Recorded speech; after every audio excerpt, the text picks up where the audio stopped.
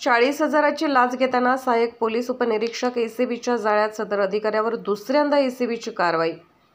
विमा प्रतिनिधीने फसवणूक केल्यामुळे दाखल गुन्ह्याचा सकारात्मक अहवाल न्यायालयात सादर करण्यासाठी 50,000 रुपयांच्या लाचेची मागणी करणाऱ्या आझादनगर पोलीस ठाण्याचे सहाय्यक पोलीस उपनिरीक्षक आरिफ अली सय्यद यास धुळे लाचलुचपत प्रतिबंधक विभागाने 40,000ची लाच स्वीकारताना आज रंगेहात ताब्यात घेतले।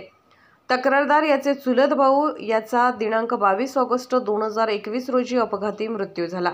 त्याने त्याच्या हयातीत HDFC कार्गो या इन्शुरन्स कंपनीकडून 2 कोटी रुपयांचा विमा काढला होता। मात्र त्याच्या मृत्यूनंतर विमा प्रतिनिधीने सदर पॉलिसीची रक्कम वारसांच्या नावे जमा न करता परस्पर दुसऱ्याच्या नावे जमा करून फसवणूक केली। याबाबत आझादनगर पोलीस ठाण्यात फसवणुकीचा गुन्हा दाखल करण्यात आला होता। सदर गुन्ह्याचा तपास आझादनगर पोलीस ठाण्याचे सहाय्यक पोलीस उपनिरीक्षक आरिफ अली सय्यद यांच्याकडे होत्या। दरम्यान तक्रारदार यांची वहिनी यांनी तपासकामी न्यायालयात धाव घेत अर्ज दाखल केला होता। सदर अर्जावरून न्यायालयात सकारात्मक अहवाल देण्याकरिता सहाय्यक पोलीस उपनिरीक्षक आरिफ अली सय्यद याने 50,000च्या लाचेची मागणी केली। दरम्यान तक्रारदार यांनी दिनांक 27 फेब्रुवारी रोजी धुळे एसीबीकडे धाव घेतली। धुळे लाचलुचपत प्रतिबंधक विभागाने पडताळणी केली असता तक्रारीत तथ्य आढळले।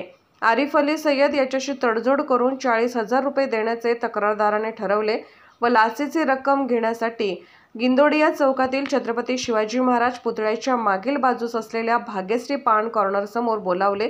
सहाय्यक पोलीस उपनिरीक्षक आरिफ अली सय्यद यास लाचेची 40,000ची रक्कम स्वीकारताना धुळे एसीबी पथकाने रंगेहात ताब्यात घेतले। दरम्यान कारवाई करताना एसीबीच्या एका कर्मचाऱ्याला झालेल्या झटापटीत पायाला किरकोळ जखम देखील झाली आहे। या प्रकरणी आझादनगर पोलीस ठाण्यात दुपारी उशिरापर्यंत गुन्हा दाखल करण्याचे काम सुरू होते। सहाय्यक पोलीस उपनिरीक्षक आरिफ अली सय्यद यांनी यापूर्वी देखील लाच घेतली होती।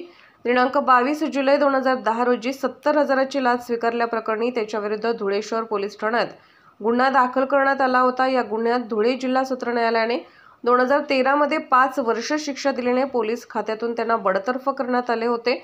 त्यानंतर उच्च न्यायालयाने सन 2019 मध्ये सय्यद यास दिलासा दिल्याने ते पुन्हा पोलीस खात्यात रुजू झाले होते। सदरची कारवाई नाशिक लाचलुचपत प्रतिबंधक विभाग नाशिक परिक्षेत्राचे पोलीस अधीक्षक शर्मिष्ठा वालावरकर, अप्पर पोलीस अधीक्षक माधव रेड्डी, वाचक पोलीस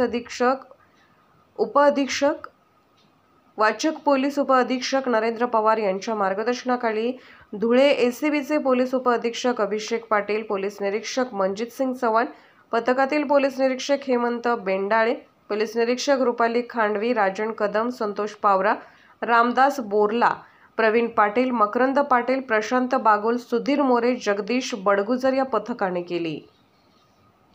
या प्रकरणामधील जे तक्रारदार आहेत त्यांचे भाऊ हे काही वर्षापूर्वी मयत झाले होते आणि त्यांच्या मयत भावाच्या नावे जो काही टर्म इन्शुरन्स होता त्या टर्म इन्शुरन्सच्या विम्याची रक्कम ही कोणीतरी चुकीच्या पद्धतीने अन्य खात्यावर वर्ग केली होती खोटे दस्तऐवज सादर करून। आणि या प्रकरणामध्ये आझादनगर पोलीस स्टेशन या ठिकाणी IPC 420 प्रमाणे आणि अन्य कलमांखाली गुन्हा दाखल होता। आणि यामधील जे कोणी आरोपी लोकसेवक आहेत आरिफ अली सय्यद सहाय्यक पोलीस उपनिरीक्षक म्हणून आझादनगर पोलीस स्टेशन येथे कार्यरत होते आणि ज्या गुन्ह्याचा उल्लेख आम्ही केला त्याच्यामध्ये ते तपासी अधिकारी म्हणून होते।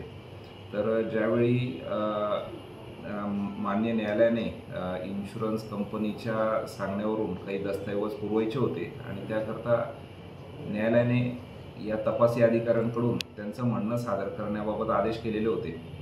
तर हा जो काही तपासी अधिकारी आरोपी लोकसेवक आरिफ सय्यद आहेत यांनी हा जो काही कोर्टाला अहवाल सादर करण्यासाठी 50,000 रुपये लाचेची मागणी करून त्यामध्ये तडजोडीअंती 40,000 रुपये लाच स्वीकारण्याचं मान्य केलं।